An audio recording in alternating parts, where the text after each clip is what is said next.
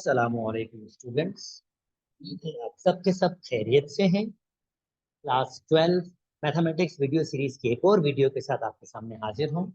Chapter कर रहे हैं फंक्शन एंड लिमिट्स और हम टॉपिक कर रहे हैं ग्राफ ऑफ अ फंक्शन, जिसमें आज हम करेंगे स्क्वायर रूट फंक्शन का ग्राफ प्लॉट करेंगे। यानी आज हम देखेंगे कि स्क्वायर रूट फंक्शन किस तरह से प्लॉट होता है, इसके डोमेन के बारे में हम काम करेंगे और इसकी रेंज के बारे में। चलिए वीडियो स्टार्ट करते हैं। स्क्वायर रूट फंक्शन, मैंने एक छोटी सी एग्जांपल ली है। स्क्वायर रूट फंक्शन ऐसा फंक्शन होता है जिसमें रेडिकल आपके पास इन्वॉल्व होता है। ऐसा फंक्शन जिसमें आप रेडिकल देखें वो आपके पास स्क्वायर रूट फंक्शन होता है। वन ऑफ द एग्जांपल मैंने आपके पास दी है रेडिकल x माइनस 1 प्लस 3, और ये आपके पास स्क्वायर रूट फंक्शन है।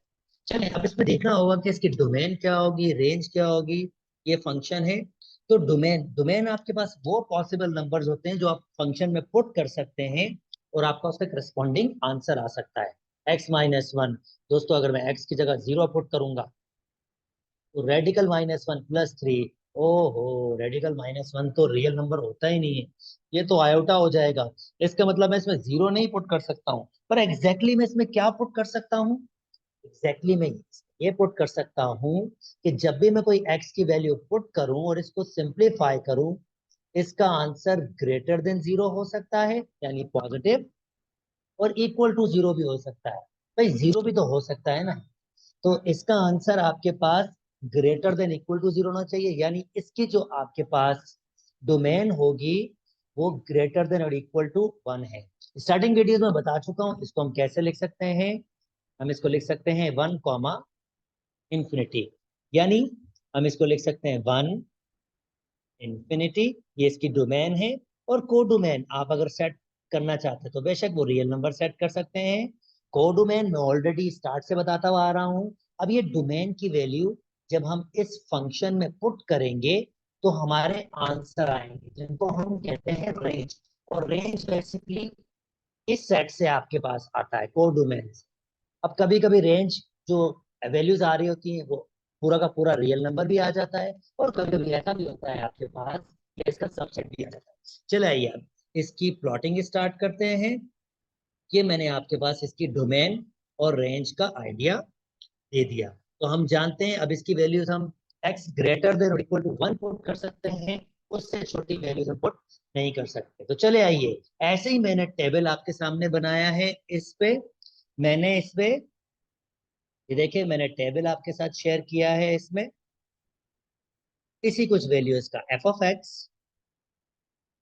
Is equal to square root x minus 1 plus 3। अगर इसमें 1 पुट करूंगा 1 माइनस 1 आंसर हो जाएगा 0, प्लस 3 तो आंसर 3 आ जाएगा, क्योंकि मैं जो इसमें वैल्यूज पुट कर सकता हूँ वो x greater than equal to 1 है।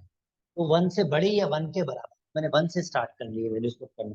फिर मैंने 5 क्यों लिया, 5 इसलिए लिया भाई 5 माइनस 1 4, तो 4 का रेडिकल आ जाता है तो वो रेडिकल से बाहर आ रहा है इसलिए ले लिया है मैंने इसको, और आंसर 5 आ जाएगा। पर ऐसा नहीं है कि 1 के बाद डायरेक्टली 5, मैंने इनफाइनाइट मेनी वैल्यूज इसमें लेफ्ट किए, पर इसका ये मतलब नहीं कि उसमें आंसर नहीं आ सकते। भाई 1.1 में भी आंसर आ सकता है, 1.2 में भी आंसर आ सकता है, 1.3 में भी, 1.121 जो भी आप चाहें वो उसमें आ सकते हैं।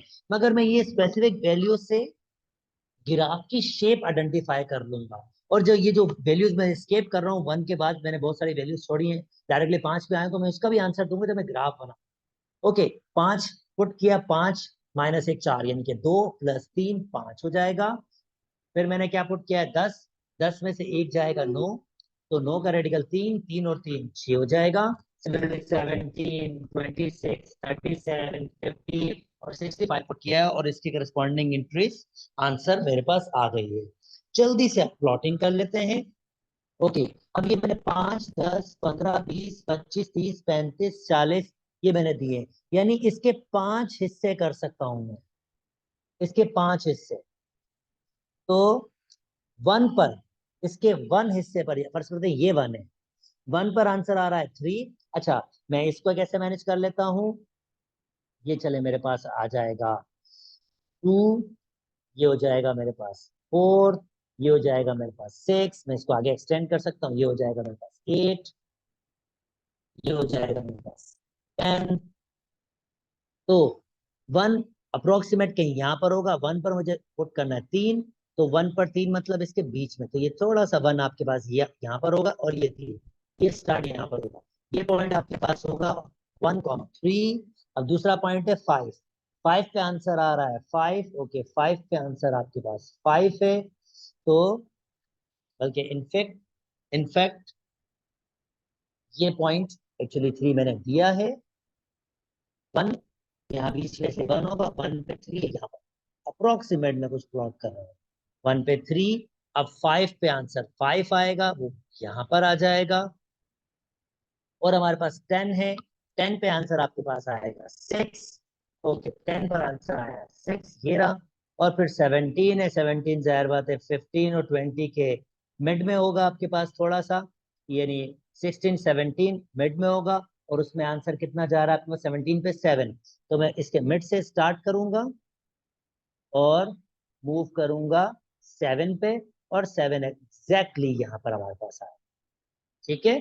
ओके 26, 26 जाहिर बताइए इससे थोड़ा सा आगे होगा, 26 में आंसर 8 आ रहा है, तो ये 25 से थोड़ा सा आगे अप्रोक्सीमेट यहाँ पर 26 होगा, और इससे आगे जाऊंगा और इसका आंसर आपके पास आ रहा है 7।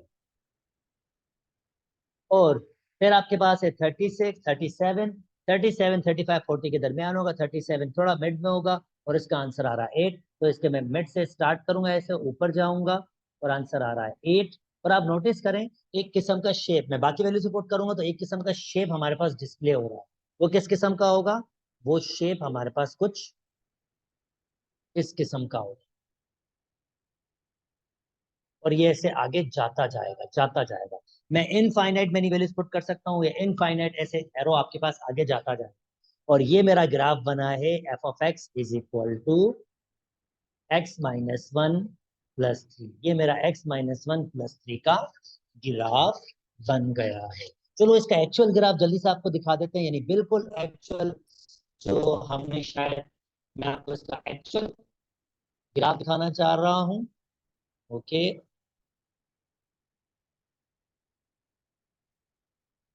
ये मैंने अलग से ग्राफ पेपर बनाया है, और मैं क्या करूंगा, अब मैं इसमें एक्चुअल ग्राफ यानी यही ग्राफ वापस प्लॉट करूंगा, मगर वो ग्राफिकल सॉफ्टवेयर से करूंगा, ताकि मैं इसका बिल्कुल एक्चुअल ग्राफ दिखा दूं आपको, और ये भी दिखाना चाहूंगा कि यार ज्यादा फर्क नहीं है भाई, एक्चुअल ग्राफ देख लो और ये देख लो सेम ही बात है।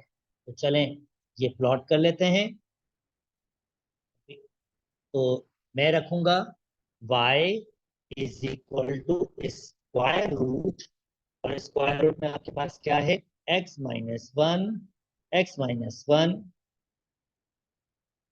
बंद कर दिया, ये ब्रैकेट बंद, और +3।